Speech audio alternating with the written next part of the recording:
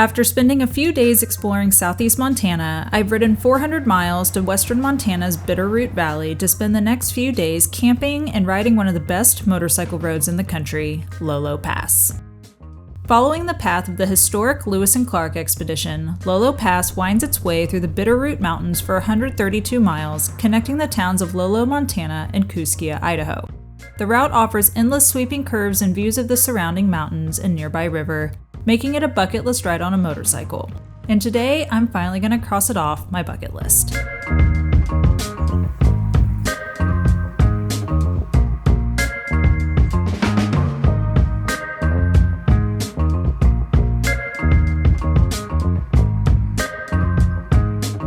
Good morning from western Montana.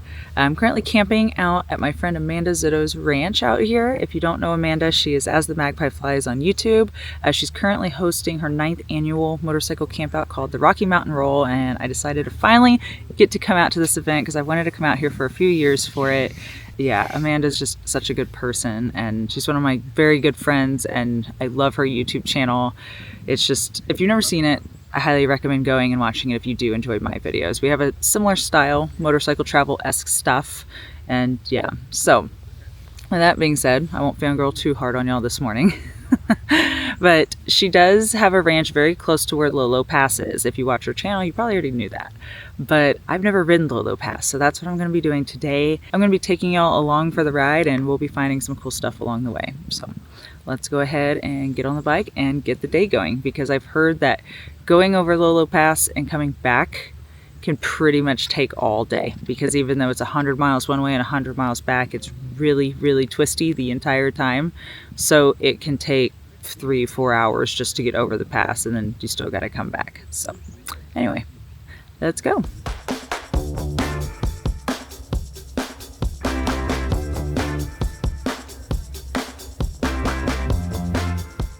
My first stop of the day today is Hamilton, Montana. Long story short, there's a ton of history in this area. Mining is a huge thing out here in western Montana. I'm going through Butte yesterday on my way here. You know, there's a large open pit copper mine. The Copper Kings basically ruled this side of Montana. But anyway, with all the mining history here, I just felt like I had to come somewhere that kind of honored that. Now, I did go around the corner already this morning and grab coffee at Big Creek Coffee Roasters. I had an excellent latte over there, really good coffee, but I couldn't come to Hamilton and not stop at Mineshaft Pasty Co. Amanda highly recommended this to me today due to all the mining history and the fact that they have pasties. So pasties are kind of like a mining thing. Back in the day, miners would take these down into the mines with them. You can put all kinds of different stuff in a pasty. This one has ground beef, onion, and potatoes in it. And I went ahead and already poured all the gravy on top of it, which I'm super stoked about. And I love that it comes in this little like miners-esque like sifting pan. That's not the right word, but that's what we're gonna use for now. But yeah, very on brand. I love it. But anyway, let's go ahead and dig into this. So I got some of that ground beef on here, and you can definitely smell the onions and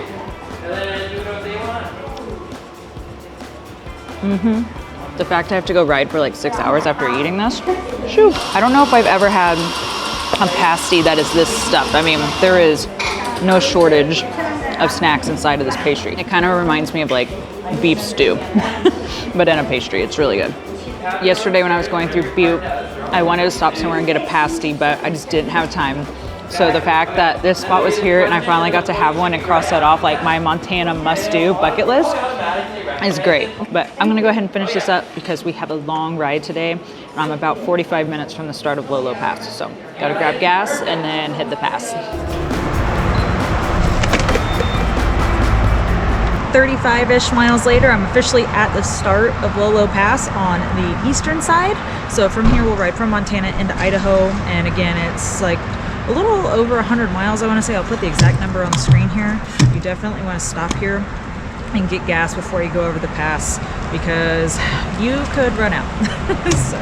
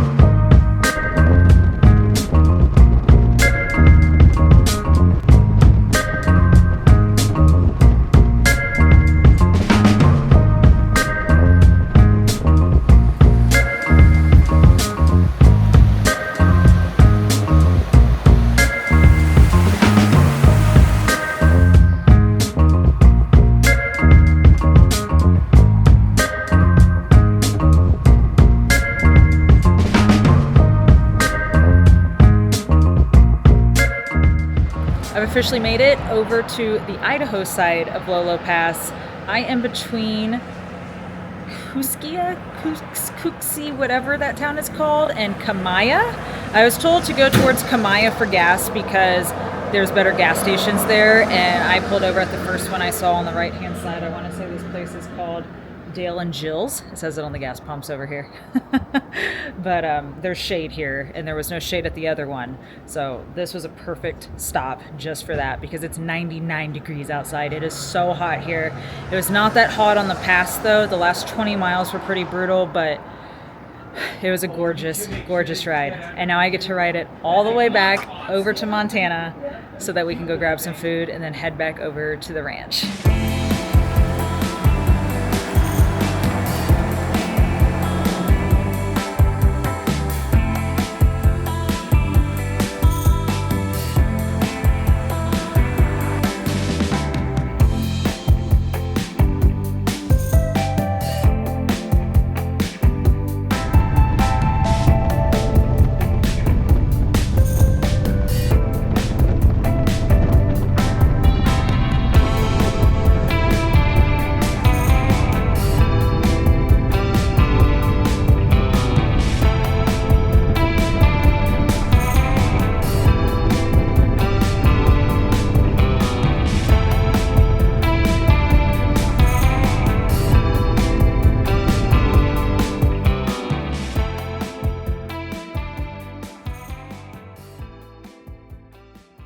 I don't know if you can tell by my crazy hair at how hot it is outside, but I am dying. It was probably between 95 and 100 most of the time so far today while I was on that ride.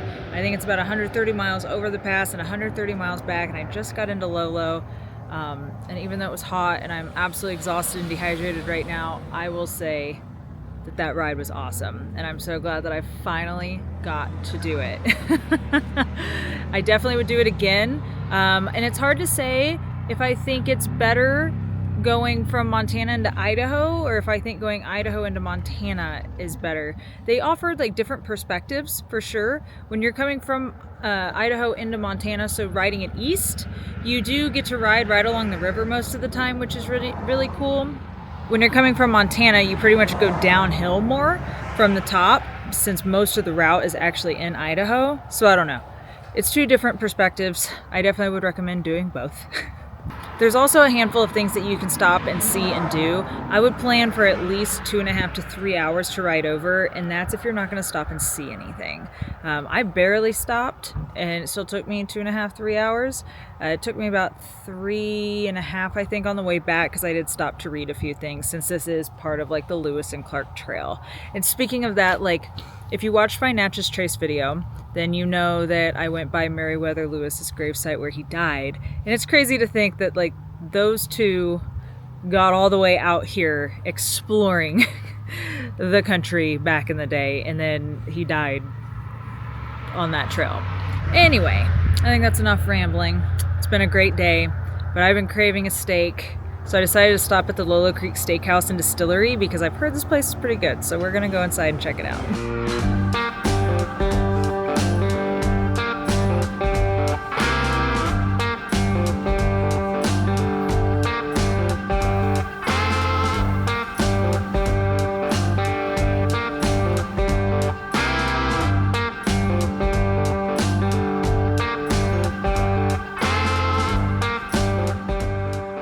That food was so good. I pretty much just had to roll myself out of there because I am so full. The interior decor is really cool. There's like a big stuffed moose inside. There's like elk, I want to say, definitely deer. Also really cool Western art. It was just a cool vibe, like very perfect Montana steak dinner kind of spot.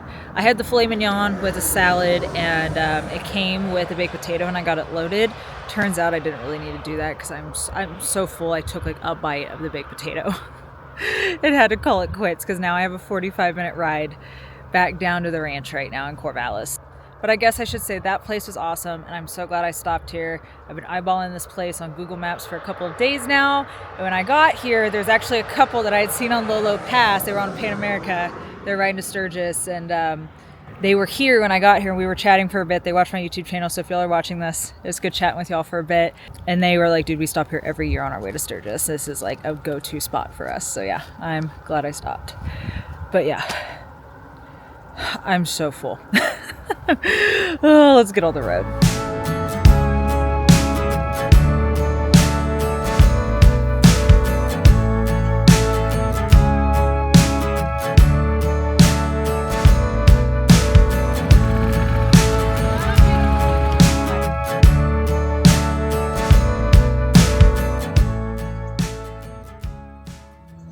Well, I got back to camp right as the sun had set last night, and I mingled for a little bit, but honestly, I was pretty exhausted from all the heat yesterday, and I went to bed pretty early. I bet you I was in bed by 11 o'clock last night, and I got here at about 9:15, so wrapped it up pretty quick last night and was done. But yesterday was great. I would highly recommend riding Lolo Pass either direction. I wouldn't say it's the best road I've ever ridden, but it's definitely a bucket list ride that I think everyone should ride at some point. After thinking about it more, I do think I liked riding it from Idaho into Montana more, just because you're right next to the river rather than like a lane over from the river the whole time. But anyway, you really can't go wrong with either. Doing both ways in a day is definitely a lot. I was telling some people last night that I had ridden it both ways yesterday, and they were like, dang, that is a lot. So yeah, no regrets though. Glad I did it. But I did just get my campsite packed up because I am going to hit the road a day early. This has been a cool little camp out. Rocky Mountain Roll is a totally different vibe than any motorcycle camp out I've ever been to. Lots of adventure bikes out here, which makes sense since Amanda rides ADVs a lot. Yeah, got to see a lot of familiar faces, so it was good seeing a bunch of you out here as well. Sorry to everyone who I probably missed and didn't get to see since I got back into camp so late last night, and now I'm hitting the road, but got a pretty scenic ride over to Sturgis. I'll be spending the next 3 days getting there.